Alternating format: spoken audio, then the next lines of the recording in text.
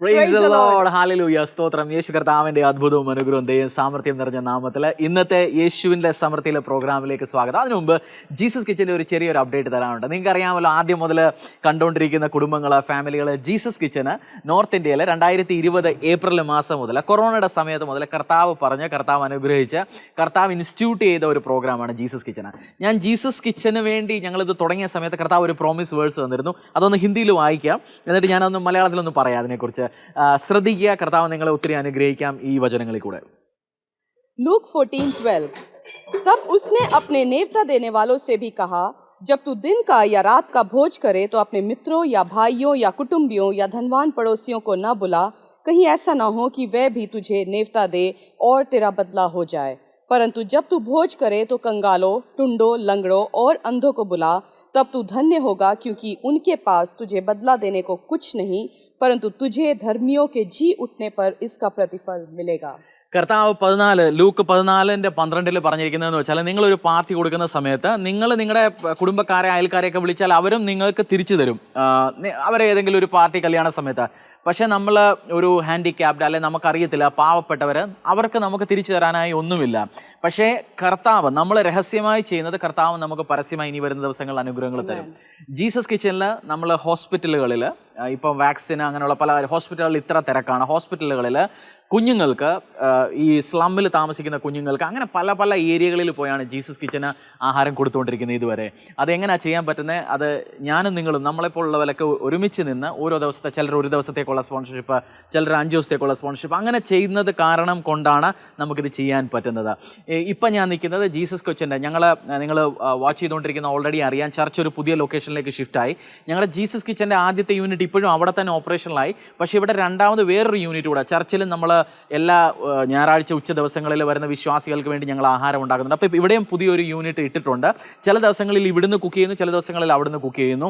വരും ദിവസങ്ങളിൽ സാമ്പത്തികം അനുവദിച്ചാൽ അതിനുള്ള റിസോഴ്സസ്, മറ്റുള്ള ലോജിസ്റ്റിക്സ്, കുക്കിംഗ് ടീം, അവരെല്ലാം ഇവിടത്തേക്കും വേണ്ടി തയ്യാറായാൽ അവിടെയും ഇവിടെയും, അവിടെ ഒരു 250-നടുത്തും ഇവിടെ ഒരു 250-നടുത്തും, അപ്പോൾ 500-ലേക്ക് നമുക്ക് കൊണ്ടുപോകാം വരുന്ന ദിവസങ്ങൾ. അതിനുവേണ്ടി നമുക്ക് ഒരുമിച്ച് പ്രാർത്ഥിക്കാം, ഒരുമിച്ച് അനുഗ്രഹത്തോടെ മുന്നോട്ട് പോകാം. നോർത്ത് ഇന്ത്യ കർത്താവിൻ്റെ ദൈവ സ്നേഹം അറിയട്ടെ.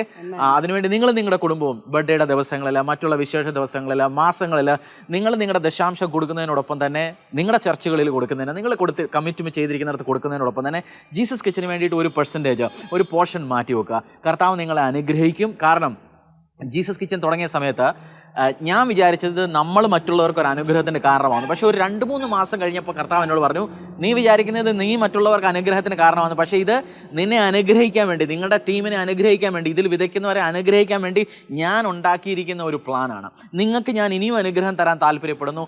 നമ്മൾ കമ്പാഷനേറ്റ്ലി, കർത്താവിൻ്റെ സ്നേഹത്തിൽ നിറഞ്ഞ, കർത്താവ് നമ്മളോട് കാണിച്ച സ്നേഹം നമ്മൾ മറ്റുള്ള ജന്തുജാലങ്ങളോട്, മറ്റുള്ള മനുഷ്യരോട്, മറ്റുള്ള കഴിവില്ലാത്തവരോട് നമ്മൾ കാണിക്കുന്ന സമയത്ത് കർത്താവ് നമ്മളെ അനുഗ്രഹിക്കും. നമ്മൾ ആരോടെങ്കിലും ദയ കാണിച്ചാൽ മറ്റുള്ള ആരെങ്കിലും നമ്മളോട് ദയ കാണിക്കും. കർത്താവ് അവരുടെ മനസ്സിലോട് പറയും. നമുക്കെല്ലാം ദയയുടെ ആവശ്യമുണ്ട്. നിങ്ങൾക്ക് ഓഫീസിൽ ചിലപ്പോൾ നിങ്ങളുടെ അധികാരികളുടെയോ, നിങ്ങൾ കേസിലോ, അങ്ങനെയുള്ള മറ്റുള്ള, നമുക്കെല്ലാം ദയയുടെ ആവശ്യമുണ്ട്. ഈ സമയത്ത് എൻ്റെ വിശ്വാസമാണ് കർത്താവ് നിങ്ങളോട് ദയ കാണിക്കട്ടെ. ഞാൻ പ്രാർത്ഥിക്കാൻ താല്പര്യപ്പെടുന്നു. കർത്താവ് തമ്പുരാനും ദൈവമായ യേശുവേ, ഇന്നു മുതൽ, ഈ സമയം മുതൽ ജീസസ് കിച്ചണിൽ വിതച്ചുകൊണ്ടിരിക്കുന്ന എല്ലാ കുഞ്ഞുമക്കളെയും ദൈവമക്കളെയും ഞാൻ അനുഗ്രഹിച്ച് പ്രാർത്ഥിക്കുന്നു. അങ്ങനെ ദൈവം സാമർത്ഥ്യ അനുഗ്രഹവും ഇവരുടെ കുടുംബങ്ങളിൽ നിൽക്കട്ടെ, യേശുവിൻ്റെ നാമത്തിൽ തന്നെ. ആമേൻ. ബൈ. Praise the Lord.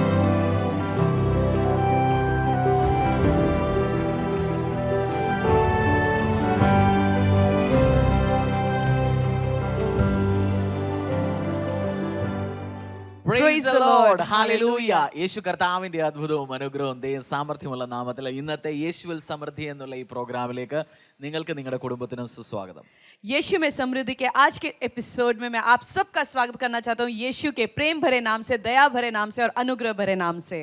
എൻ്റെ പേര് ഹരീഷ്, ഇത് രതി. ഞങ്ങൾ രണ്ടുപേരും കൂടി യേശു കർത്താവിൻ്റെ സുവിശേഷ വേല ഡൽഹിക്കടുത്തുള്ള ഫരീദാബാദിലെ temple of the most high God ചർച്ചിലെ പാസ്റ്റർമാരുടെ രൂപത്തിൽ കർത്താവ് വിളിച്ചിരിക്കുന്നു. ആ വേലയിൽ ഞങ്ങൾ വ്യാപൃതരായിരിക്കുന്നു. इनका नाम हरीश है और मेरा नाम रति है. हम दोनों मिलके फरीदाबाद में, हमारे चर्च का नाम है temple of the most high God church, और हम वहाँ पे पासवान की रीति में सेवा करते हैं. ഞങ്ങൾക്ക് ഞങ്ങളുടെ കുടുംബത്തിനും നോർത്ത് ഇന്ത്യയിലെ ഈ മിഷൻ വർക്കിനും ഈ മിനിസ്ട്രി പ്രവർത്തനത്തിനും വേണ്ടി പ്രാർത്ഥിക്കണം. നിങ്ങളെ നിങ്ങളുടെ കുടുംബത്തെ കൊണ്ടും പറ്റാവുന്നതൊക്കെ ചെയ്യണം. और हमारे लिए, हमारे परिवार के लिए और कलीसिया के लिए आप निरंतर प्रार्थना में रहिएगा, और आपके परिवार से जो कुछ हो सकता है उसको कीजिएगा. നമുക്ക് ഇന്ന് കർത്താവിൻ്റെ വചനത്തിൽ നിന്ന് ഫ്രൂട്ട്സ്, അല്ലെങ്കിൽ ആത്മാവിൻ്റെ ഫലങ്ങൾ അതിനെക്കുറിച്ചുള്ള നമ്മുടെ പഠിത്തത്തിൽ അടുത്ത സബ്ജക്റ്റ് നമുക്ക് മുന്നോട്ട് പോകാം. അതിനുവേണ്ടി ഗലാത്യർ 5 book of Galatians chapter 5 verse 22 to 23.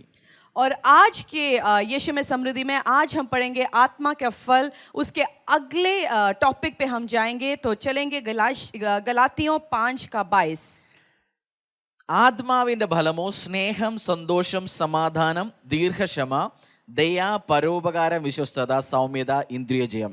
ഈ വകയ്ക്ക് വിരോധമായി ഒരു ന്യായ പ്രമാണവുമില്ല. पर आत्मा का फल प्रेम, आनंद, शांति, धीरज, कृपा, भलाई, विश्वास, नम्रता और संयम है.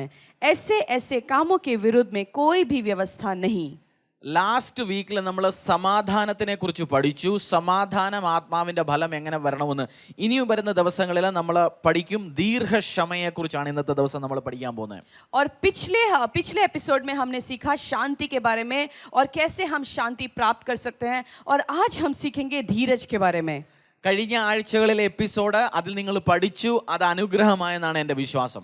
और पिछला एपिसोड आपने सुना, सीखा, और वो आपके और आपके परिवार के लिए एक आशीष का कारण ठहरा है. मैं ऐसे विश्वास करता हूँ. ബുക്ക് ഓഫ് ജോൺ 15:16 യോഹന്നാന്റെ സുവിശേഷം 15:16 പറഞ്ഞിരിക്കുന്നത്, I chose you to bear fruit. ഞാൻ നിങ്ങളെ സെലക്ട് ചെയ്തിരിക്കുന്നു, നിങ്ങൾ ഫലങ്ങൾ ഉൽപ്പാദിപ്പിക്കാൻ വേണ്ടിയാണ് ഞാൻ നിങ്ങളെ സെലക്ട് ചെയ്തിരിക്കുന്നത് കർത്താവ് പറഞ്ഞു. और यूहन्ना की पुस्तक 15 के 16वीं अध्याय में ऐसे लिखा है कि मैंने तुम्हें चुना ताकि तुम फलों को उत्पन्न करो. നിങ്ങൾ കർത്താവ് യേശുവിൽ ഉണ്ടെന്നുണ്ടെങ്കിൽ എല്ലാ മക്കളും ദൈവമക്കളും യേശുവിനെ അറിഞ്ഞിരിക്കുന്ന നിങ്ങൾ എല്ലാവരും ഈ ഫലങ്ങൾ ഉൽപ്പാദിപ്പിക്കാൻ വേണ്ടി കർത്താവ് നിങ്ങളെ സെലക്ട് ചെയ്തിരിക്കുന്നു. മച്ച് ബിഗർ ബെറ്റർ ഫ്രൂട്ട്സ് നിങ്ങൾ ഉൽപ്പാദിപ്പിക്കാൻ വേണ്ടി കർത്താവ് നിങ്ങളെ സെലക്ട് ചെയ്തിരിക്കുന്നു. और अगर आपने यीशु मसीह को अपने उद्धारकर्ता परमेश्वर के रूप में स्वीकार कर लिया है, तो परमेश्वर आपसे एक्सपेक्ट करता है कि आप फलों को उत्पन्न करोगे, और छोटे नहीं बड़े बड़े फलों को आप उत्पन्न करोगे. നിങ്ങൾ പറയും, ഇല്ല ഞാൻ ഫലങ്ങളൊന്നും ഉൽപ്പാദിപ്പിക്കാൻ പറ്റത്തില്ല, എൻ്റെ ലൈഫ് നശിച്ചിരിക്കുക, എൻ്റെ ലൈഫ് ഡ്രൈ ആ, എൻ്റെ ബിസിനസ് എല്ലാം കൊറോണ കാരണം അടച്ചുപൂട്ടിയിരിക്കുന്നു, കുഞ്ഞുങ്ങളുടെ ഫീസ് കൊടുത്തിട്ടില്ല, ഞാൻ ബിസിനസ് ചെയ്യാൻ താല്പര്യമില്ല, ജോലിക്ക് പോകാൻ താല്പര്യമില്ല, 10 ജോലി 1.5 വർഷത്തിനുള്ളിൽ എല്ലാ 2 മാസം പുതിയ ജോലി കിട്ടുന്നു, എൻ്റെ ലൈഫിൽ ഒരു അനുഗ്രഹങ്ങളുമില്ല. ചിലപ്പോൾ നിങ്ങളൊരു വീട്ടമ്മയായിരിക്കും, പറയുമായിരിക്കും എൻ്റെ കുടുംബത്തിൽ ഒരു അനുഗ്രഹമില്ല, നല്ലോണം ആഹാരം കഴിച്ചിട്ട് ഒത്തിരി സമയമായി, 2 വർഷമായിട്ട് പുതിയ തുണികളൊന്നും മേടിച്ചിട്ടില്ല, കുഞ്ഞുങ്ങൾക്ക് പ്രശ്നം, വീട്ടിൽ പ്രശ്നം, ഞങ്ങളുടെ ലൈഫിൽ ഒരു ഫലങ്ങളും വരുന്നില്ല, എല്ലാം പ്രശ്നമാണ്. ഞാൻ നിങ്ങൾക്ക് ഒരു എക്സാമ്പിൾ നിങ്ങളോടുമായി ഇന്ന് ഷെയർ ചെയ്യാൻ താല്പര്യപ്പെടുന്നു. और हो सकता है आज जब ये आप एपिसोड सुन रहे होंगे तो आप बैठ के ये बोल रहे होंगे कि मेरे जीवन में तो कोई फल नहीं है, मेरा व्यवसाय ठीक नहीं चल रहा, मेरा जॉब ठीक नहीं चल रहा, मेरे बच्चों का जीवन ठीक नहीं चल रहा, मेरे घर में कोई भी शांति नहीं है, तो मैं कैसे फलों को उत्पन्न करूं. तो आज मैं आपको एक उदाहरण के रूप में एक एग्जाम्पल बताते हुए इसको समझाऊंगा. ആ എക്സാമ്പിൾ എന്ന് വെച്ചാൽ ഞങ്ങളുടെ ഇപ്പം ഈ കാണുന്ന ഫോട്ടോയിൽ ഞാനൊരു എക്സാമ്പിൾ പറയുന്നത്, ഞങ്ങളുടെ ചർച്ചിൽ പുതിയ സ്ഥലത്ത് ഒരു ചെറിയൊരു ഗാർഡൻ ഞങ്ങൾ സെറ്റപ്പ് ചെയ്തിട്ടുണ്ട്. അപ്പോൾ അവിടെ കുറച്ച് വലിയ മരങ്ങൾ മേടിച്ചു വെച്ചു, പുല്ല് മേടിച്ചു വെച്ചു, മേടിക്കാനായിട്ട് കിട്ടും. അതെല്ലാം വെച്ചിട്ട് ഇപ്പോൾ ഒരാഴ്ച 10 ദിവസത്തിന് മേളിലായി. അപ്പോൾ 3-4 വലിയ ഈ പൂ വരുന്ന ചെറിയ ചെടികൾ ഞങ്ങൾ വെച്ച സമയത്ത് ചെടികളെല്ലാം ഉണങ്ങിപ്പോയി. 4-5 ദിവസത്തിനുള്ളിൽ എല്ലാം നല്ലോണം ഉണങ്ങിപ്പോയി. और जैसे आप जानते हैं कि हमारा कलीसिया एक नई जगह में शिफ्ट हुआ है, तो यहाँ पे मैंने एक जगह में छोटा सा एक गार्डन बनाया है जहाँ पे बैठ के प्रार्थना कर सकते हैं. तो उस गार्डन को हमने वहाँ पे घास को लगाया और बड़े पेड़ को लगाया, छोटे पौधों को लगाया, और कुछ पौधे ऐसे लगाए जिसमें फूल आता हो. ഇപ്പം നിങ്ങൾ ഈ കാണുന്നതാണ് ഞങ്ങളുടെ ഗാർഡന്റെ ഫുൾ ഫോട്ടോ, പുറത്തുനിന്നുള്ള ഒരു വലിയൊരു ഫോട്ടോ. और जो अभी आप फोटोज में देख रहे हैं, ये हमारे गार्डन का एक फोटो है. ഇതിനകത്ത് 3-4 ചെടികൾ ഉണങ്ങി നിൽക്കുന്ന ചെടികളായിരുന്നു. ചിലതിൽ ഇപ്പം പൂവുകൾ വന്നു തുടങ്ങിയിട്ടുണ്ട്. പക്ഷെ 4-5 ദിവസം ഫുൾ ഡ്രൈ ആയിട്ട് ആ ചെടികൾ ഉണങ്ങി നിൽക്കുമായിരുന്നു. और जैसे आपने फोटो में देखा कि कुछ जो पौधे हैं उसमें छोटे छोटे फूल हैं, परंतु फूल आने से पहले जब हमने उस पेड़ को लगाया, कुछ दिनों के बाद वो जो पौधे थे वो बिल्कुल सूख गए. എന്നോട് ഗാർഡനർ വന്ന് പറഞ്ഞു, തോട്ടം ഇടയ്ക്ക് നോക്കാൻ വരുന്ന ആള് 3-4-5 പേര് പറഞ്ഞു, ഇത് ഉണങ്ങിപ്പോയി, ഇതൊന്നും പിടിക്കാനേ പോകുന്നില്ല. പക്ഷെ ഞാൻ എല്ലാ ദിവസവും രാവിലെ അല്ലെങ്കിൽ വൈകുന്നേരം ജോലി കഴിഞ്ഞ് വരുന്ന സമയത്ത്, തിരിച്ച് വീട്ടിലോട്ട് പോകുന്ന സമയത്ത് പോയി നോക്കും, ഇതിൽ വല്ല ജീവനുണ്ടോ, ഇല വന്നിട്ടുണ്ടോ, എന്തെങ്കിലും ചെറുതായിട്ട് വന്നിട്ടുണ്ടോ. ഞാൻ എല്ലാ ദിവസവും എക്സ്പെക്ടേഷനും കൂടി പോയി നോക്കും. और मुझे माली ने आके बोला कि ये जो 4 पौधे आपने लगाए हैं ये तो सूख चुके हैं, इसमें अब जान नहीं है, परंतु मेरा विश्वास था कि इसमें अभी भी जान है। और मैं रोज़ सुबह या शाम जब भी मेरे को टाइम मिलता था, मैं अपने काम से वापस आके ये चेक करता था कि उसमें पौधे, उसमें पत्ते आए या नहीं आए, उसमें फूल आया नहीं आया, उसमें अभी भी जान है या नहीं है। मैं रोज़ आके देखता था। ആ 4 ഒരെണ്ണത്തിനകത്തില് ചെറുതായിട്ട് ഇതളുകൾ വന്നു തുടങ്ങി, ചെറുതായിട്ട് പൂ വന്നു തുടങ്ങി. ഞാൻ വളരെ സന്തോഷമായി. എന്ന് വെച്ചാൽ ഒരു കുഞ്ഞ് ജനിക്കുന്ന പോലത്തെ ഒരു സന്തോഷം എനിക്ക് കിട്ടി. और उसमें से एक जो पौधा था, जब मैंने एक दिन जाके देखा, उस एक पौधे में छोटी सी पत्तियां और छोटे छोटे फूल निकलने लगे और मैं बहुत ही खुश हो गया। ऐसे लगा कि ये मेरा एक नया बच्चा पैदा हो गया। उतनी खुशी मुझे उस दिन मिली। രണ്ടാമത്തെ ദിവസം 2-3 ദിവസം കഴിഞ്ഞപ്പോൾ രണ്ടിലാമത്തിൽ വന്നു. ഇന്ന് ഞാൻ നോക്കിയപ്പോൾ മൂന്നാമത്തിൽ വന്നു. ഒരെണ്ണം ഇപ്പോഴും ഉണങ്ങി നിൽപ്പുണ്ട്. പക്ഷെ ഞാൻ ഇപ്പോഴും അത് എക്സ്പെക്ട് ചെയ്യുന്നു അത് അതിൽ നിന്ന് ഇനിയും വരാൻ ചാൻസ് ഉണ്ടെന്ന്. और जो दूसरा पौधा था उसमें अगले दिन उसमें भी आया, तीसरे में भी आ गया, और चौथा जो पौधा है उसमें अभी तक जान नहीं आया, परंतु मैं विश्वास रखता हूँ उसमें भी जान आएगा। അപ്പോൾ ഈ ഞായറാഴ്ച 2 ദിവസം മുമ്പ് ഞങ്ങൾ വൈകുന്നേര സമയം 4-4:30 ചർച്ചെല്ലാം ക്ലീനിങ്ങും കാര്യങ്ങളൊക്കെ കഴിഞ്ഞ് ഞങ്ങൾ വീട്ടിലോട്ട് പോകാൻ നേരത്തെ ഞാൻ അവിടെ നിൽക്കുമായിരുന്നു. അപ്പോൾ വൈഫ് രതി അടുത്ത് വന്നിട്ട് പറഞ്ഞു, ഒരാളോട് പറഞ്ഞു, വിചാരിക്കുക നമ്മൾ എല്ലാ ദിവസവും രാവിലെയും വൈകുന്നേരവും വന്ന് നോക്കൂ ഇതിൽ എന്തുണ്ട് ഫൂലായി. വിചാരിക്കണ കർത്താവ് തമ്പുരാൻ നമ്മുടെ ലൈഫിൽ എല്ലാ ദിവസവും ഒന്ന് നോക്കുന്നുണ്ടായിരിക്കും. ഇന്ന് ഹരീഷ് എന്ത് ചെയ്തു, ഇന്ന് രതി എന്ത് ചെയ്തു, ഇന്ന് ഈ ബ്രദർ എന്തോ ചെയ്തു, ഇവൻ്റെ ലൈഫിൽ ഇന്ന് പുതിയ ബ്ലെസ്സിങ്ങൾ എന്തൊക്കെയാണ് വന്നേ. കാരണം ഒരു വച്ച എനിക്ക് അത്ര എക്സ്പെക്ടേഷൻ ഉണ്ടെന്നുണ്ടെങ്കിൽ നമ്മുടെ അപ്പനായ, നമ്മുടെ സൃഷ്ടികർത്താവായ, നമ്മളെ ഈ ഭൂമിയിൽ മുളപ്പിച്ച കർത്താവ് എല്ലാ ദിവസവും രാവിലെയും വൈകുന്നേരം എക്സ്പെക്ട് ചെയ്യുന്നു നമ്മൾ ഫലങ്ങളെ കൊണ്ടുവരണമെന്ന്. और पिछले रविवार को जब कलीसिया खत्म हो गया और 4-4:30 बजे जब सफाई सब हो गया, तो मेरी पत्नी, मैं गार्डन के पास खड़ा था और मेरी पत्नी एक भाई के साथ खड़ी थी और हम सब गार्डन को देख रहे थे। और मेरी पत्नी ने उस भाई से बोला कि देखो, जब हमने जो पौधा लगाया, हम डेली आके चेक करते हैं उसमें पौधे आए या ना आए, पेड़ ठीक है, जान है, उसमें पत्ते आए, फूल आए, अभी भी पौधा जीवित है या नहीं है। सोचो, जो हमारा परमेश्वर जिसने हमें रचाया है वो डेली आके हमें चेक करता होगा कि ये मेरा बेटा या मेरी बेटी जिसको मैंने जन्म दिया, वो फलों को उत्पन्न कर रहा है या नहीं कर रहा, वो जीवित है या मर चुका है, फल है या नहीं है। जिस परमेश्वर ने इस पूरी सृष्टि की रचना की, हमें रचना किया परमेश्वर ने, वो परमेश्वर हमारे लिए कितना सोचता होगा। അതിൻ്റെ അർത്ഥം നിങ്ങളുടെ ലൈഫ് ഇപ്പം ഡ്രൈ ആയിരിക്കും, ഉണങ്ങിയിരിക്കുകയായിരിക്കും, ഒരു ബ്ലെസ്സിങ്ങുകളും അടുത്തുപോലും കാണുന്നില്ല. നിങ്ങൾ വിചാരിക്കും ലോകത്തിൽ എന്നെ ഉൽപ്പാദിപ്പിച്ചിട്ട് സൃഷ്ടികർത്താവ് എന്നെ മറന്നുപോയി. പക്ഷെ ഞാൻ പറയുന്നു, എല്ലാ ദിവസവും രാവിലെയും വൈകുന്നേരവും ആദത്തിനെ ഈവനെയും കാണാൻ ആ തോട്ടത്തിൽ വന്നുകൊണ്ടിരുന്ന കർത്താവ് നിങ്ങളുടെ ലൈഫിൽ ഫലമുണ്ടോ ഇല്ലയോ എന്നറിയാൻ രാവിലെയും വൈകുന്നേരവും വരും, ഫലങ്ങളെ ഉൽപ്പാദിപ്പിക്കും. കർത്താവ് നിങ്ങൾക്ക് അതിനുള്ള ശക്തി തന്നിട്ടുണ്ട്. കാരണം ഈ ഭൂമിയിൽ ജീവൻ ഉൽപ്പാദിപ്പിക്കാൻ കർത്താവിന് പറ്റും. എക്സ്പെക്ടേഷനുകളിലൂടെ പേഷ്യൻസോടുകൂടി വെയിറ്റ് ചെയ്തുകൊണ്ടിരിക്കുക. കർത്താവ് നിങ്ങളെ അനുഗ്രഹിക്കാൻ പോകുന്നു. हो सकता है आज के दिन आपको लग रहा होगा कि आपका जीवन सूखा है, आपके जीवन में कोई भी आशीष नहीं होगा, फल नहीं होगा, परंतु आज मैं ये कहना चाहता हूँ, वो परमेश्वर जो हमारा माली है, वो रोज आके सुबह शाम, जिस प्रकार आदम और हव्वा को वो रोज आके देखता था, उनसे बातचीत करता था, उसी प्रकार परमेश्वर रोज सुबह शाम हमारे जीवन को परखता है, हमें आके देखता है कि हम फलों का उत्पन्न कर रहे हैं या नहीं कर रहे। आप अब भी सूखे होंगे, परंतु एक दिन आएगा जब आशीषों को और फलों को उत्पन्न आप करेंगे। इसलिए परमेश्वर पे विश्वास रखिएगा और कभी भी पीछे मत मुड़िएगा। ദീർഘക്ഷമ, നമ്മൾ ഇന്ന് അതിനെക്കുറിച്ചാണ് പഠിക്കാൻ പോകുന്നത്. പേഷ്യൻസ് അല്ലെങ്കിൽ ദീർഘക്ഷമ, ആത്മാവിന്റെ ഫലം. നിങ്ങൾ വിചാരിക്കും ക്ഷമ എങ്ങനെ പേഷ്യൻസ് ആകാൻ പോകുന്നത്, ദീർഘക്ഷമ എങ്ങനെ ഫലങ്ങളാകാൻ പോകുന്നത് നിങ്ങൾ വിചാരിക്കുന്നുണ്ടായിരിക്കും. നമുക്കിന്നത് പഠിക്കാം. और आज हम सीखेंगे धीरज के बारे में, और आप सोचते होंगे कि धीरज कैसे एक फल हो सकता है। आज मैं आपको बताऊंगा और हम सीखेंगे मिलके धीरज के बारे में। പേഷ്യൻസിനെ കുറിച്ചുള്ള ഡിക്ഷണറി പറയുന്ന ആ സ്റ്റേറ്റ്മെന്റ് ഞാനൊന്ന് വായിക്കാം. और पेशेंस जो डिक्शनरी का जो मीनिंग है, जो पेशेंस के बारे में, वो मैं आपके लिए पढ़ना चाहता हूँ. The capacity to accept or tolerate delay, problems or suffering without becoming annoyed or anxious. A patient person bears pains and trials without complaint. ഒരു ക്ഷമയുടെ അർത്ഥം എന്ന് വെച്ചാൽ ഡിലേ അല്ലെന്നുണ്ടെങ്കിൽ കുറച്ച് കാര്യങ്ങൾ താമസിക്കുന്നു, കുറച്ച് ഇഷ്യൂസ് ഉണ്ടാകുന്നു, ലൈഫിൽ പ്രശ്നങ്ങൾ, അതിനെ ഒന്നും ടെൻഷൻ അടിക്കാതെ, എന്ന് വെച്ചാൽ കിടന്ന് ഡിപ്രഷൻ ആകാതെ, ആങ്സൈറ്റി ആകാതെ, അതിനെ ക്ഷമയോടെ ശാന്തമായിട്ടിരുന്ന് വെയിറ്റ് ചെയ്യുന്നു നല്ല ദിവസത്തിനേക്ക് വേണ്ടി, നല്ല കാര്യങ്ങൾക്ക് വേണ്ടി, ആ ശുഭ ദിവസത്തിനേക്ക് വേണ്ടി. ആ ക്വാളിറ്റിക്ക് പറയുന്ന പേരാണ് പേഷ്യൻസ്. और धीरज का मतलब जो डिक्शनरी हमें सिखाता वो ये है कि जब कोई भी चीज़ हमारे जीवन में डिले होके, मतलब हमें तुरंत नहीं मिल रहा, उसमें थोड़ा डिले हो रहा है, उस टाइम पे भी हम शांति के साथ, धीरज के साथ हम वेट कर रहे हैं उस ब्लेसिंग को अपने जीवन में लेने के लिए, उसको धीरज कहते हैं. എൻ്റെ ലൈഫിൽ ഈ ഫലമില്ലായിരുന്നു, പക്ഷേ എനിക്ക് ഏറ്റവും കൂടുതൽ ആവശ്യം വേണ്ടതും ഇതായിരുന്നു. എനിക്ക് വെയിറ്റിംഗ് എന്ന് പറയുന്നത് ഇഷ്ടമേ അല്ല. ഇന്നത്തെ ദിവസം ഈ സമയത്ത് ഈ കാര്യം നടക്കണമെന്നായിരുന്നു എൻ്റെ ഒരു ഡിസൈർ. പക്ഷേ കർത്താവ് എന്നെ ക്ഷമ പഠിപ്പിച്ചു. എനിക്ക് മനസ്സിലായി തുടങ്ങി കാര്യങ്ങൾ വെയിറ്റ് ചെയ്യണം. കാരണം കർത്താവ് വെയിറ്റ് ചെയ്യുന്നവർക്കാണ് നല്ല അനുഗ്രഹങ്ങൾ കൊടുക്കുന്നത്. സോ പേഷ്യൻസ് എന്നുള്ള ഫലം എൻ്റെ ലൈഫിൽ കർത്താവ് ഉൽപ്പാദിപ്പിക്കാൻ തുടങ്ങി.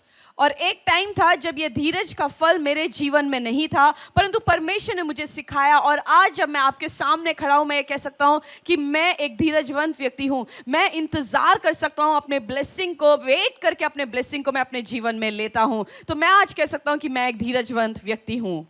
പ്രൊഡിഗൽ സൺ, അല്ലെന്നുണ്ടെങ്കിൽ ദൂർത്തടിക്കുന്ന പുത്രൻ, ഹിന്ദിയിൽ ഉടാവ് പുത്രൻ എന്ന് പറയുന്ന ആ ബൈബിളിന് ആ സ്റ്റോറിയില്ല. ആ അപ്പൻ്റെ എല്ലാം പെട്ടെന്ന് മേടിച്ചുകൊണ്ട് പോയി ദൂർത്തടിച്ചെല്ലാം നശിപ്പിച്ചിട്ട് പിന്നെ തിരിച്ചു വന്ന് കയറിയ മുടിയനായ പുത്രന് അവൻ്റെ ആക്ച്വൽ പ്രോബ്ലം എന്താണെന്ന് നോക്കിയാൽ അവന് പേഷ്യൻസ് ഇല്ലായിരുന്നു. അതായിരുന്നു അവൻ്റെ ആക്ച്വൽ പ്രോബ്ലം. और जैसे हम जानते हैं बाइबल में जो उड़ाव पुत्र के बारे में जो कहानी लिखी गई है, उसके बारे में हम जानते हैं कि जो उड़ाव पुत्र था वो एक धीरजवंत व्यक्ति नहीं था. കാരണം അപ്പനുള്ളതെല്ലാം ഒരു മകൻ്റെയാണ്. അവനറിയാം ഇന്നല്ലെങ്കിൽ നാളെ അതെനിക്ക് വരും. പക്ഷെ അവന് നാളത്തെ ദിവസത്തിനേക്ക് വേണ്ടി വെയിറ്റ് ചെയ്യാൻ, പേഷ്യൻസ്ലി ഹാപ്പി ആയിട്ട് വെയിറ്റ് ചെയ്യാൻ അവന് ഇഷ്ടമില്ലായിരുന്നു. അവൻ്റെ ആ ഇംപേഷ്യൻ്റ് സ്വഭാവമാണ് അവനെ മുടിയനാക്കിയത്, അവനെ നശിപ്പിച്ചത്, അവനെ ആ ഡിസ്റെസ്പെക്റ്റ് കൊണ്ടുവന്ന്, അവൻ ആ നാണക്കേട് കൊണ്ടുവന്ന്. സോ പേഷ്യൻ്റ്ലി വെയിറ്റ് ചെയ്യുക ചില നല്ല അനുഗ്രഹങ്ങൾക്ക് വേണ്ടിയിട്ട്. और जैसे हम जानते हैं कि जो पिता का जो भी आशीष होता है वो बच्चों के लिए होता है. और ये जो उड़ाव पुत्र था वो इंतज़ार नहीं कर सका अपने आशीष को टाइमली लेने के लिए. उसने बहुत जल्दबाजी की और जल्दबाजी से अपने पिता से वो आशीष को ले लिया. उसके बाद वो आशीष को उड़ा के ख़त्म कर दिया. तो इसीलिए हमें धीरजवंत होना बहुत ज़रूरी है, क्योंकि हम धीरज के साथ अगर इंतज़ार नहीं करेंगे तो आशीष जो हमारे जीवन में आएगा वो हमारे लिए श्राप बन जाएगा. ഞങ്ങൾ ഇപ്പം ഇരിക്കുന്ന ഈ ചർച്ച് പലരും ഇത് കണ്ടിന്യൂസ് കണ്ടുകൊണ്ടിരിക്കുന്നവർക്കറിയാം, പുതിയൊരു സ്ഥലത്തോട്ട് എന്ന് വെച്ചാൽ ഒരു 7,000-7,500 സ്ക്വയർ ഫീറ്റ് സ്ഥലത്തോട്ട് വന്ന് ചൂട് തരുന്ന ടിൻ ഷെഡിൻ്റെ അടിയിലിരുന്നാണ് ഞാനിപ്പോൾ ഈ സ്റ്റുഡിയോ അല്ല, ഗ്രീൻ സ്ക്രീനൊക്കെ വെച്ച് നമ്മളിതിപ്പോൾ റെക്കോർഡ് ചെയ്തുകൊണ്ടിരിക്കുന്നത്. ഞങ്ങൾ ഒരു വർഷം കൊണ്ട് അല്ല 6-8 മാസം കൊണ്ട് ട്രൈ ചെയ്യാണ് പുതിയൊരു സ്ഥലത്തോട്ട് പോകാൻ. ഒത്തിരി സ്ഥലങ്ങൾ കണ്ടു, 10-15 അല്ല ഒരു 20-25 മേളിൽ സ്ഥലങ്ങൾ കണ്ടോ. 8-10 സ്ഥലങ്ങൾ ഓൾമോസ്റ്റ് ഫൈനലായി, പക്ഷേ ക്യാൻസലായി. അപ്പം ഞങ്ങൾ ഇങ്ങനെ സമയം വന്നു, പേഷ്യൻസ് പോയി എന്നുള്ള സമയം വന്നു. പക്ഷേ പേഷ്യൻ്റലി വിശ്വസിച്ചുകൊണ്ടിരുന്ന കർത്താവ് ബെസ്റ്റ് സ്ഥലം ഞങ്ങൾക്ക് തരും.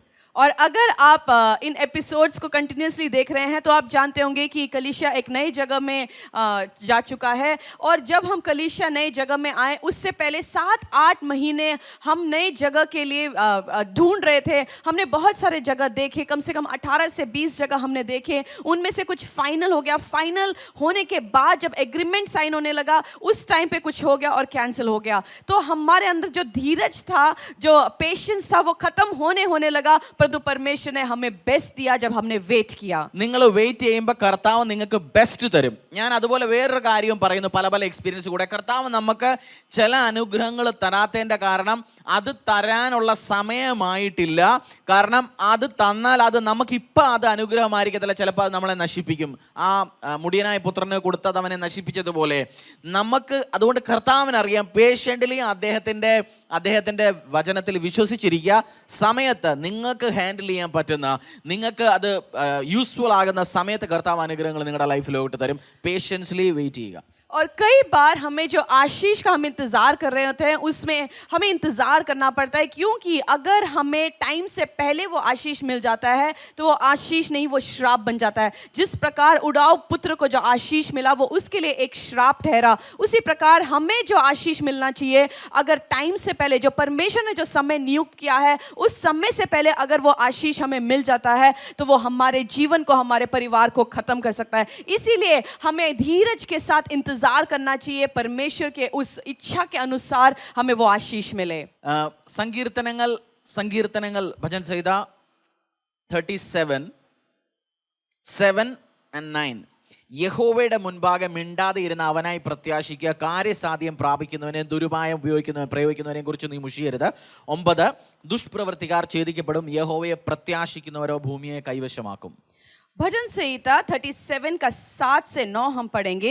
यहोवा के सामने चुपचाप रह और धीरज से उसकी प्रतीक्षा कर. उस मनुष्य के कारण न कुढ़ जिसके काम सफल होते हैं और वह बुरी युक्तियों को निकालता है.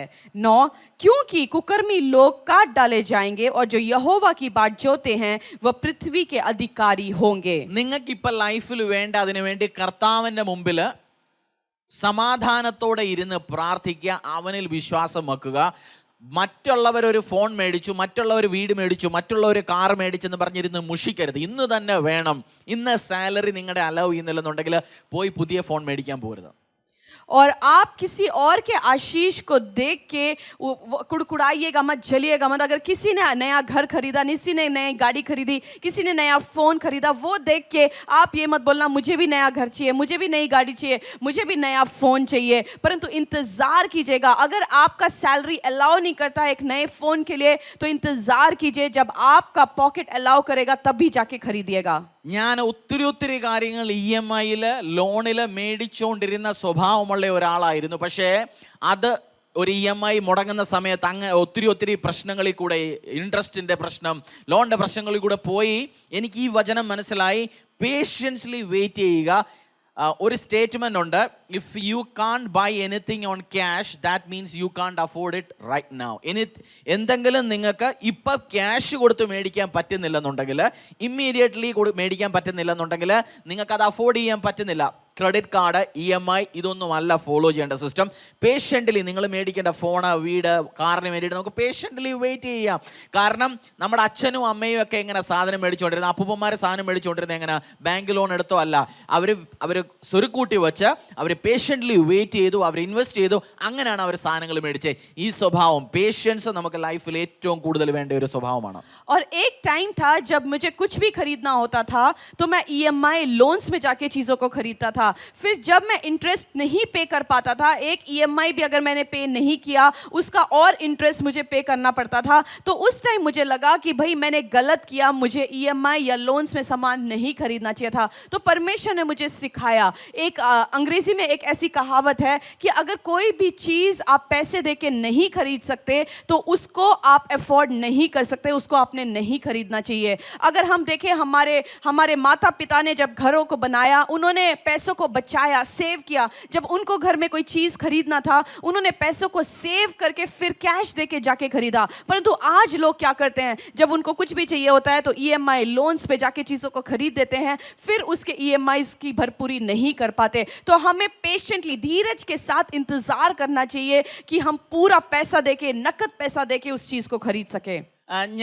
ഞങ്ങൾക്കൊരു ഹോണ്ട സിറ്റി ഉണ്ടായിരുന്നു, ഡീസൽ ഓടിക്കൊണ്ടിരുന്നത്. 5-6 വർഷമായി കഴിഞ്ഞപ്പോൾ ഞാനത് വിറ്റു കഴിഞ്ഞിട്ട് പുതിയ ഒരു വലിയ വണ്ടി, ഞങ്ങൾക്ക് 7 പേരുണ്ട് ഞങ്ങളുടെ കുടുംബത്തെ, ഞങ്ങൾ 2, ഞങ്ങളുടെ 3 പിള്ളേർ, അച്ഛനും അമ്മയും, അങ്ങനെ 7 പേരുണ്ട്. അപ്പോൾ ഞങ്ങൾക്ക് ഒരുമിച്ച് ട്രാവൽ ചെയ്യാൻ വേണ്ടി 7 പേർക്ക് ഇരിക്കാവുന്ന ഒരു വണ്ടി മേടിക്കണം. അപ്പോൾ അത് അന്വേഷിച്ചപ്പോൾ പല വണ്ടികൾ 15 ലക്ഷം 16 ലക്ഷം, അതിൻ്റെ EMI അങ്ങനെയുള്ള കാര്യങ്ങളൊന്നും പേ ചെയ്യാനുള്ള സാമ്പത്തിക സ്ഥിതി ഇല്ലയെന്ന് കാരണം അത് വിറ്റിട്ട് ഞങ്ങൾ CNGയിൽ ഓടുന്ന ചെറിയ വണ്ടി മേടിച്ചു. അപ്പോൾ എന്നോട് വൈഫ് പറഞ്ഞു, പലരും പറഞ്ഞു വലിയ വണ്ടി മേടിക്കണം, വലിയ വണ്ടി വിറ്റിട്ട് ചെറുത് മേടിക്കുന്നു. അത് ശരി. ഞാൻ പറഞ്ഞു ഇപ്പോഴത്തെ എൻ്റെ സാമ്പത്തിക സ്ഥിതി, സിറ്റുവേഷനും അലവ് ചെയ്യുന്നില്ല, എനിക്ക് മറ്റുള്ളവരെ കാണിക്കേണ്ട ആവശ്യമില്ല. നമ്മൾ 2 വണ്ടി പോവും, അല്ലെങ്കിൽ ഒരുമിച്ച് പോകേണ്ട സമയത്ത് ടാക്സി പിടിച്ചു പോവും.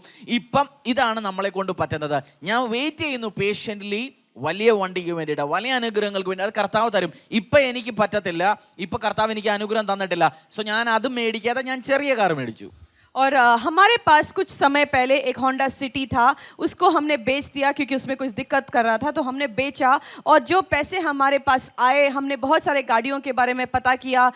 हम 7 सीटर लेना चाहते थे क्योंकि हमारे परिवार में 7 लोग हैं, हम 2, हमारे 3 बच्चे और मम्मी पापा, हम लोग मिल के 7 लोग हैं. तो 7 लोगों को जाने के लिए हमने सोचा हम एक बड़ी गाड़ी खरीदेंगे. पर जब हमने अपना बजट बनाया तो हमें समझ आ गया कि हम अभी अफोर्ड नहीं कर सकते. तो मेरी पत्नी ने मुझे बोला कि हमें बड़ी गाड़ी खरीदनी चाहिए क्योंकि हम मिल के कहीं जा नहीं सकते। तो मैंने अपने पत्नी को और बाकी लोगों को बोला कि भाई जब भी हमें जाना होगा तो हम 2 गाड़ियों में चले जाएंगे या टैक्सी कर लेंगे, अगर बहुत ही अर्जेंट काम होगा तो हम टैक्सी में चले जाएंगे, परंतु अभी मेरा बजट अलाउ नहीं कर रहा कि हम कोई बड़ी गाड़ी खरीदें। तो हमने फिर एक छोटी गाड़ी खरीदी CNG, जिसको हम अफोर्ड कर सकते हैं, जिसका हम डेली का जो CNG का वो अफोर्ड कर सकते हैं। तो हमने एक नई गाड़ी CNG की खरीदी। फिर ഞങ്ങൾക്ക് ഇപ്പോൾ ഈ ചർച്ചിൽ ഞാൻ ഈ ചർച്ച് തുടങ്ങിയ സമയത്ത് കർത്താവ് എന്നെ കൊണ്ട് ഈ ചർച്ച് തുടങ്ങിയ സമയത്ത്, അതാണ് അതിൻ്റെ റൈറ്റ് സ്റ്റേറ്റ്മെൻറ്റ്, ഞാൻ ഒത്തിരി ലോണുകൾ EMI എല്ലാം എടുത്ത് പ്രശ്നങ്ങളിൽ കൂടെ പോയി ഞാനൊരു ഡിസിഷൻ എടുത്തു,